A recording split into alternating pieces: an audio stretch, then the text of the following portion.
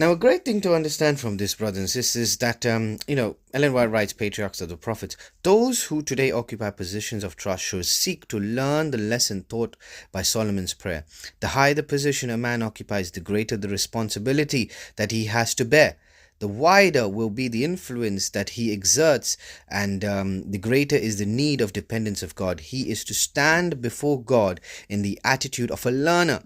Position does not give holiness of character.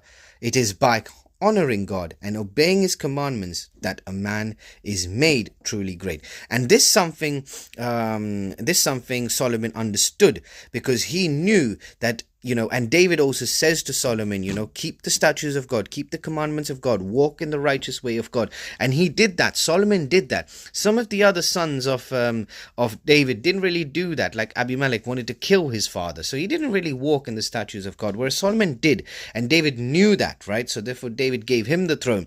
And God also knew that Solomon walked in his statutes and walked in his judgments. And that's why you could say the love of God was with Solomon. And therefore, that's why you could say God gave Solomon this wisdom and this understanding that through his obedience, right, is very important to understand. Obedience is very important.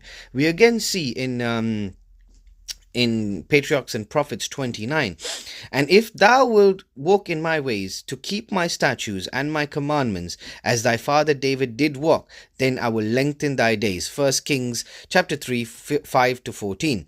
God promised that as he had been with David, so he would be with Solomon if the king would walk before the Lord in uprightness. If he would do what God had commanded him, his throne would be established and his reign would be the means of exalting Israel as a wise and understanding people, the light of surrounding nations. And he was. People from surrounding nations came to David. And we're going to see in a second when we go back to 1 Kings chapter 10. Right, the language used by Solomon while praying to God before the ancient altar at Gibeon revealed his humility and his strong desire to honor God. He realized that without divine aid, he was helpless as a little child to fulfill the responsibilities resting upon him. He knew that he lacked discernment, and it was a sense of his great need that led him to seek God for wisdom. In his heart, there was no selfish aspirations for a knowledge that would exalt him above others. He desired to discharge faithfully the duties devolving upon him, and he chose the gift that would be the means of causing his reign to bring glory to God.